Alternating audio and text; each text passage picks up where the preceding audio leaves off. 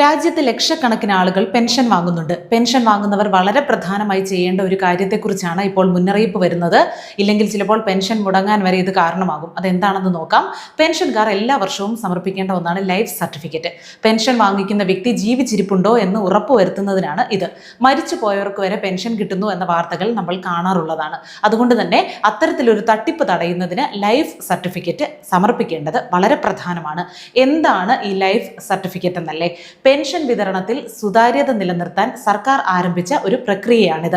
Pension ഫണ്ടുകൾ യഥാർത്ഥ ഗുണഭോക്താക്കളുടെ കൈകളിലാണ് എത്തുന്നതെന്നും വ്യാജ അവകാശവാദികൾ സംവിധാനത്തെ ചൂഷണം ചെയ്യുന്നില്ലെന്നും ഉറപ്പുവരുത്തുകയാണ് സർക്കാർ ഇതിലൂടെ. എല്ലാ പബ്ലിക് സെക്ടർ ബാങ്കുകളിലും EPFO പെൻഷൻകാരും എല്ലാ വർഷവും ലൈഫ് സർട്ടിഫിക്കറ്റ് സമർപ്പിക്കേണ്ടതുണ്ട്. പെൻഷൻ മുടക്കം കൂടാതെ ലഭിക്കുന്നതിനുള്ള ഏറ്റവും പ്രധാനപ്പെട്ട വ്യവസ്ഥയാണ് ഈ സർട്ടിഫിക്കറ്റ്.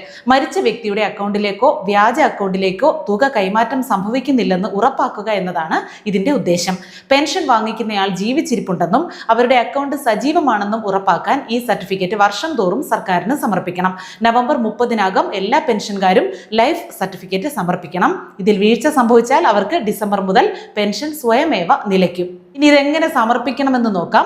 നേരത്തെ ബാങ്ക് അല്ലെങ്കിൽ പോസ്റ്റ് ഓഫീസ് സന്ദർശിക്കുക എന്നതായിരുന്നു ഈ പ്രക്രിയയുടെ രീതി. എന്നാൽ പ്രായമായവർ ഒരുപാട് നേരം നീണ്ട ക്യൂവിൽ കാത്തിരിക്കേണ്ടി വരുന്ന സാഹചര്യം വന്നതോടെ പ്രക്രിയ ഡിജിറ്റൽ ആക്കിയിട്ടുണ്ട്. ജീവൻ പ്രമാൺ പോർട്ടൽ അല്ലെങ്കിൽ ജീവൻ പ്രമാൺ ആപ്പ് വഴി പെൻഷൻകാർക്ക് വീട്ടിലിരുന്ന് തന്നെ സർട്ടിഫിക്കറ്റുകൾ സമർപ്പിക്കാം. Aadhaar number, mobile number, biometric ഉപകരണം എന്നിവ മാത്രമാണ് ഇതിന് വേണ്ടത്. അടുത്തുള്ള ബാങ്ക് ബ്രാഞ്ച്, പോസ്റ്റ് ഓഫീസ് അല്ലെങ്കിൽ പൊതുസേവന കേന്ദ്രം സന്ദർശിച്ച് സർട്ടിഫിക്കറ്റ് ഓഫ്ലൈനായും സമർപ്പിക്കാനുള്ള അവസരമുണ്ട്. ആപ്പ് വഴിയാണ് സമർപ്പിക്കുന്നത് നിങ്ങൾക്ക് ഒരു ഡിജിറ്റൽ രസീത് നമ്പർ ലഭിക്കും.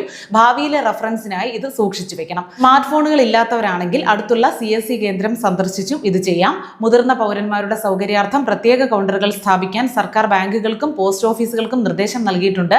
നവംബർ 30-നകം ഈ സർട്ടിഫിക്കറ്റ് സമർപ്പിച്ചില്ലെങ്കിൽ നിങ്ങളുടെ ഡിസംബറിലെ പെൻഷൻ നിലയ്ക്കും ഓർക്കുക.